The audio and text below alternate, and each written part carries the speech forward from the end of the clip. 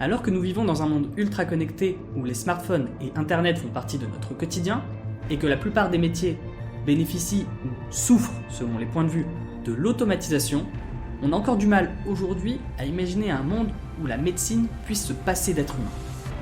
Cependant, serait-il possible que l'on vive à une époque où les médecins sont en voie d'extinction ?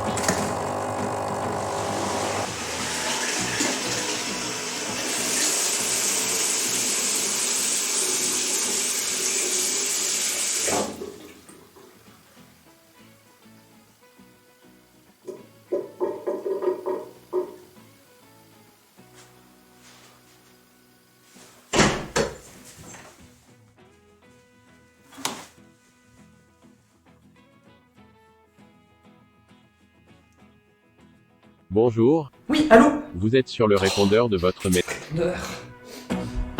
Nous ne prenons plus de rendez-vous par téléphone. Veuillez utiliser notre plateforme en ligne.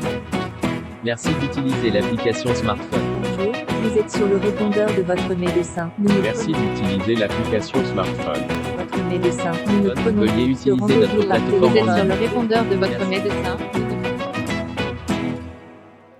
L'informatique est de plus en plus présente dans notre quotidien et dans notre façon de nous soigner, que ce soit au travers de sites spécialisés comme Doctissimo ou de n'importe quel réseau social sur lequel on pourrait poster « Gros bouton rouge sur le visage, aidez-moi ! RT pour qu'un médecin le voie ! #spot, #sick, #va bientôt mourir !» Bien entendu, je ne vous apprends rien si je vous dis que tout ça, c'est pas vraiment fiable et que n'importe qui peut vous répondre. Il vous sera alors difficile d'obtenir un diagnostic correct sur vos plus belles MST et encore moins savoir comment soigner cette diarrhée qui commence à devenir vachement inconfortable. Et bien entendu, niveau protection de la vie privée, on a connu mieux. Et quand on se décide enfin à aller voir un médecin, là encore, difficile de ne pas passer par la case internet. Depuis que Doctolib, le site web pour prendre rendez-vous chez un praticien, est apparu, de plus en plus de médecins s'inscrivent sur cette plateforme pour constituer leur patientèle. Cela rend la prise de rendez-vous de plus en plus difficile pour nos papis et nos mamies préférées, pour qui le Minitel constitue encore aujourd'hui une révolution technologique. Pas facile pour eux qui, habitant souvent à la campagne, souffrent déjà des déserts médicaux. Voilà le constat que l'on peut faire depuis chez soi sur l'avenir des médecins et sur comment la révolution technologique peut affecter notre façon de nous soigner. Mais est-ce que ça ne pourrait pas aller encore plus loin ?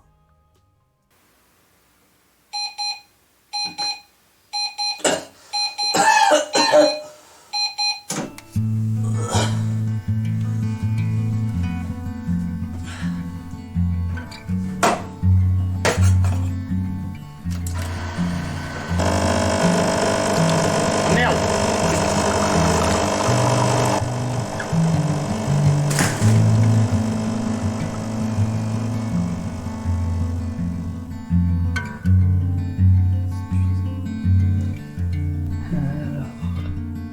Doctor, on va essayer. Bonjour, bienvenue sur Aki Doctor, l'application qui vous fait un diagnostic. Vous sentez-vous malade? Oui, bien sûr. Votre maladie concerne-t-elle vos pieds? Qu'est-ce que c'est que ça?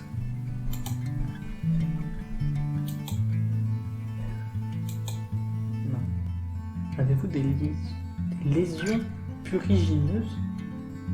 Qu'est-ce que c'est que ça? En train de rechercher votre maladie. Veuillez patienter.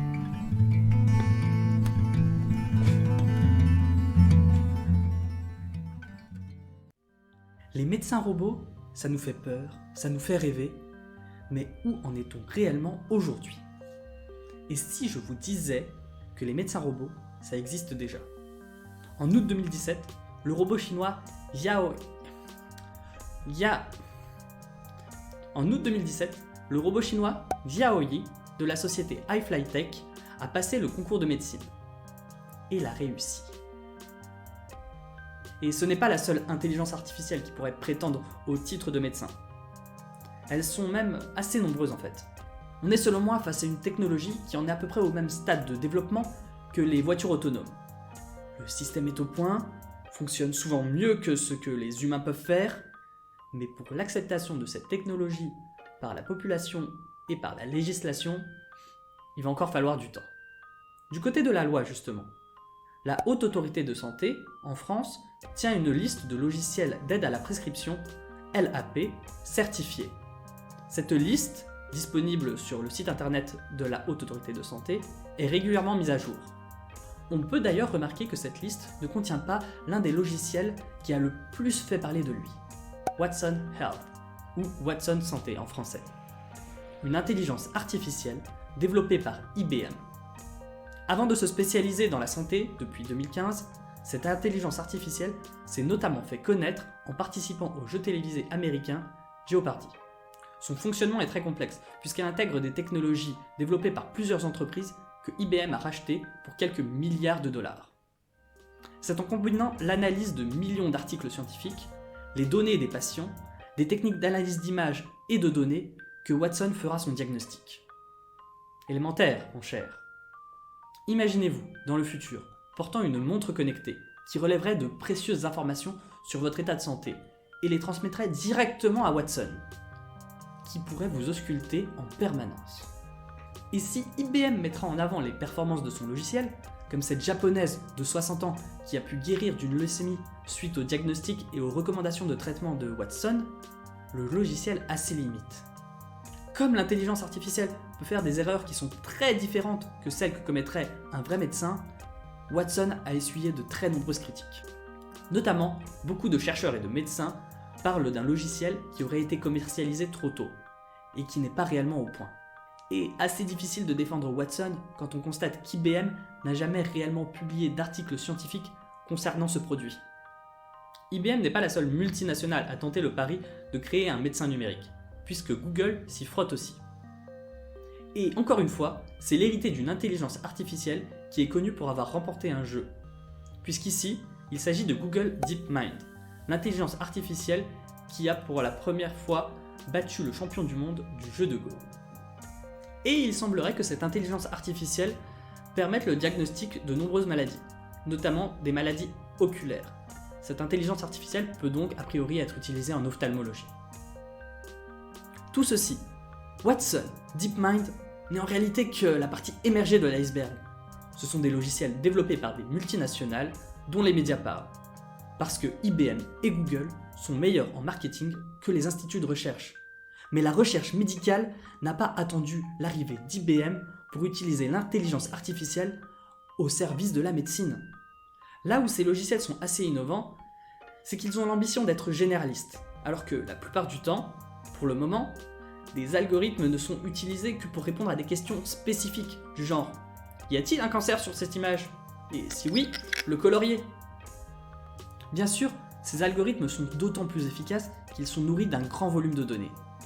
C'est donc une véritable course aux données médicales dans laquelle se sont lancés IBM, Google et tous les autres. À l'ère du Big Data, on commence à être habitué à devoir protéger notre vie privée et nos données.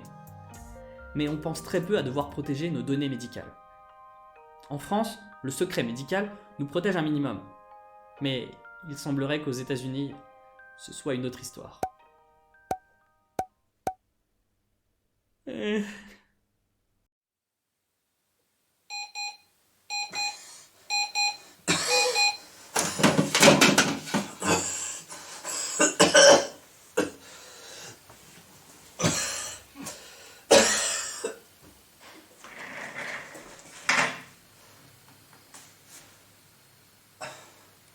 diagnostic a échoué.